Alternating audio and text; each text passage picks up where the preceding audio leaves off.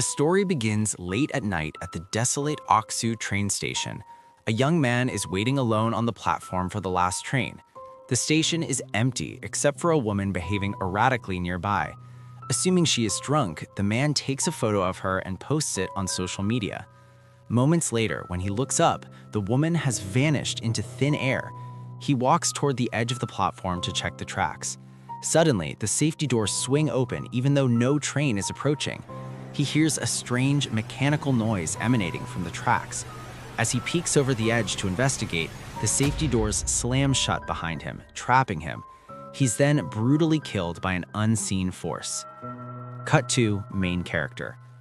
We are then introduced to Nayoung, a journalist currently facing the wrath of her manager. She is in hot water for taking photos of a fashion model without permission. Although Nayoung claims she had verbal consent, the model was intoxicated at the time and has since sued the company for a massive amount. The manager gives Nayoung an ultimatum: bring him a viral scoop to cover the financial damages, or she will be forced to pay the fine herself. Desperate for a story, Nayoung visits Aksu Station to meet her friend Choi, who works there as a public service worker. She is looking into a recent incident where a man named Park was killed on the tracks. She is introduced to another worker, Sungjin, who reveals that the station is rumored to be haunted. He explains that Choi recently experienced something terrifying during his night shift. Choi explains that the previous night, he saw a man wandering on an abandoned platform via the CCTV monitors. When he rushed to the location, he found the man, Park, standing in a trance as if being controlled. Choi also claims to have seen a ghostly child nearby. Terrified, Choi backed away just as a train arrived and struck Park, killing him instantly. Sensing a strong lead, Nayoung decides to investigate further. She visits the local mortician, Mr. Kim. Kim, whose father was a shaman, possesses some spiritual sensitivity. He tells Nayoung that when he retrieved Park's body from the tracks, he saw a child's spirit.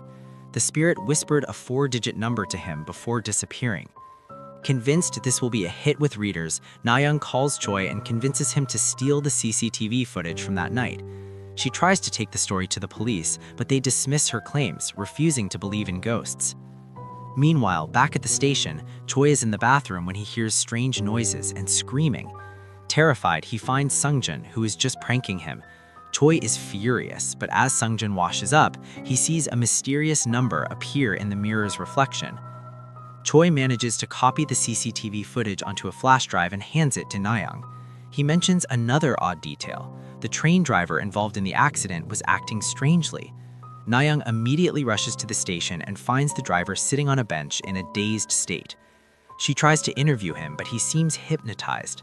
In a reflection on the glass behind him, Nayoung's camera captures the spirit of a child sitting on the driver's shoulders, though the entity is invisible to the naked eye. When asked if he saw anything, the driver mutters that he saw 2 people on the tracks. As he walks away, deep scratch marks spontaneously appear on his neck. Later, Nayoung is on the subway reading her newly published article about Aksu. It's gaining traction. Suddenly, a ghost grabs her leg from under the seat. She screams and wakes up in her office. It was just a nightmare. Her colleagues surprise her with a cake. Her article has gone viral, bringing in massive revenue for the company. However, the celebration is cut short when her manager storms in, furious. He reveals that the train driver she interviewed had actually committed suicide at 9 p.m. the previous night. Nayoung claims she interviewed him at 10 p.m. Checking the CCTV footage, they see Nayoung talking to thin air on the bench. She realizes she had been communicating with a ghost. While the manager berates her for writing fake news, an assistant informs Nayoung that someone is waiting to see her. It is Shin, the sister of the man who died on the tracks, Park. Shin reveals she suffers from a neurological condition causing seizures. She keeps having a recurring dream about an old well. She explains that before the station was built, an orphanage stood at the site. Park had been searching for the well, believing it held the cure to curing Shin's illness. Nayoung visits a history library and confirms that an orphanage indeed existed there. When she sends photos of the site to Shin, Shin recognizes the location but can't recall specific memories about the orphanage itself. That evening, Nayoung, too scared to go alone, takes Choi to the mortuary to photograph the driver's body for a follow-up report. They find the body covered in claw-like scratch marks. The mortician, Kim, explains that all victims of the station have these marks. It is how the spirits mark their next target. Choi notices similar scratches on Kim's arm and sees ghostly hands around Kim's neck, but remains silent. While going through Park's belongings, Shin finds an old diary filled with 4-digit numbers and a family photo. This triggers repressed memories and she begins to panic. She hears screaming from another room but finds nothing there. The next day, the Oksu Station ghost story is a nationwide sensation. It becomes a social media trend where people fake scratch marks for views, making it impossible to distinguish real victims from fakers. Na-young tells her manager she wants to investigate Shin and Park's past. The manager, who dislikes Na-young, seems annoyed. Back at the station, Sung-jun mocks Choi again. Choi notices scratch marks on Sung-jun's arm, but Sung-jun claims he's just following the trend.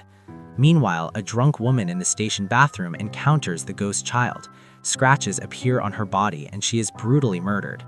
Hearing the commotion, Sung-jun investigates the bathroom. He finds nothing, but suddenly the ghost children appear. Having seen the 4-digit number in the mirror earlier, Sung-jun is attacked and killed.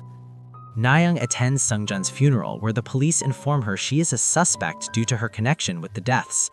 Later, she finds Choi crying outside her apartment. He reveals he saw a ghost girl and accidentally read a 4-digit number on her dress. Since then, scratch marks have appeared on his arm. Na-young lets Choi stay at her place. He has a nightmare about being trapped in a well and strangled by Sung-jun. They realize the well is the center of the curse. They visit Shin, who reveals the truth. Her father was the director of the orphanage. The 4-digit numbers were the children's entry dates, their identification tags. For example, a child admitted on October 13th would be tagged 1013. These are the numbers the victims are seeing. They check Park's phone and find a video he recorded before dying. He had found the well, which was filled with children's skeletons. Hoping to break the curse, Na-young and Choi rush to the station. They locate a hidden access tunnel leading to the old well. Inside, they're tormented by visions of the spirits, but manage to find the skeletons. Na-young promises the spirits she will publish their story and expose the injustice they suffered. The spirits vanish, allowing the police to recover the remains. Na-young writes the expose, but her manager is furious. He admits he had been searching for the tunnel himself for a long time and failed. He threatens to fire her. Outside, Choi is on duty when a ghost grabs him. He realizes the curse hasn't lifted. He runs into Mr. Kim, the mortician, and notices the scratches on Kim's arm are gone. He begs for help, but Kim ignores him. Meanwhile, Shin visits Na-young. Shin reveals she now has the scratches. Kim had attacked her earlier, holding a knife to her throat and forcing her to recite a 4-digit number. By making her say the number, the curse was transferred from Kim to Shin. Shin finally remembers everything. The orphanage director was an organ trafficker. He kept children in the well to harvest their organs. Shin and Park were his favorites and were spared. One day, the director asked Shin to come up. The other children begged her to send help. She promised she would, but she never did. The director buried the other children alive in the well to destroy evidence. The director later died, and Shin and Park were adopted, repressing the memories. The ghosts are vengeful because they feel Shin betrayed them. Choi, desperate to live, confronts Kim again.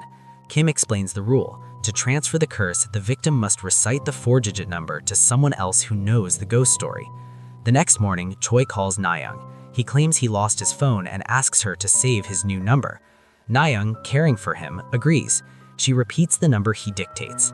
Too late, she realizes the phone number contains the 4-digit death code. Choi apologizes, crying that he had no other choice. The curse is now on Na-young. Na-young goes to work and finds her article has been published, but under her manager's name. He stole her story and the credit.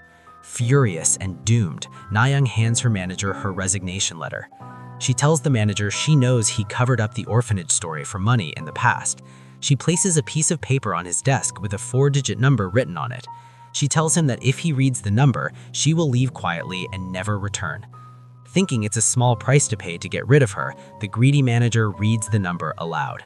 Na-young smiles, knowing the curse has been passed. She walks away, leaving her boss to his fate.